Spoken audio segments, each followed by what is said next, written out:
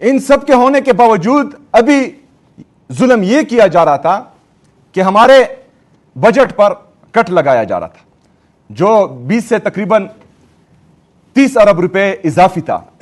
जो relief package है, इसके अलावा जो मोटरसाइकिल के लिए और हमारे किसानों के लिए हम अनाउंस कर चुके हैं, इसके अलावा तकरीबन 20 से 30 अरब रुपए यह कटता। इसके ये क्यों लगाया जा रहा था? क्योंकि अवाम को जो है सब्सिडी देनी है। तो हमारा मुद्दा पहले से यही है कि नेशनल पॉलिसीज इस तरह बनाओ कि आप जो है फायर फाइटिंग फिर ना करें, कि आपके जो है यहां पर पेट्रोल की कीमतें बढ़ाना हो और उस पर जो है फिर लोगों को रिलीफ देना हो। नेशनल पॉलिसीज या वफाकी हुकूमत इसके लिए होती है कि आप पॉलिसीज इस तरह बनाएं ताकि हमें जो है फायर फाइटिंग फिर ना करनी पड़े, लॉकडाउन ना लगाना पड़े, मार्केटें बंद करना ना पड़े।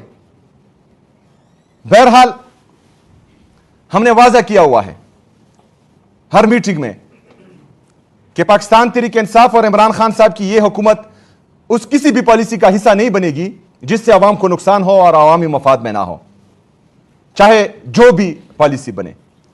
पाकिस्तान तहरीक इंसाफ और इमरान खान साहब की यह हुकूमत हमेशा अपने अवाम के साथ खड़ी रहेगी।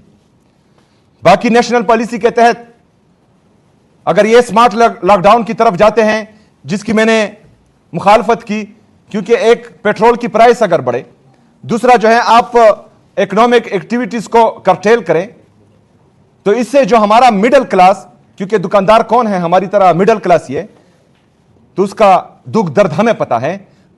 दूसरा जो है आपका 45% पाकिस्तान की आबादी का गुर्बत की लकीर से नीचे हो चुका है, जो 10 करोड़ लोग हैं, जिनको रिलीफ देना पाकिस्तान जैसे मुल्क के लिए सोच से बाहर है।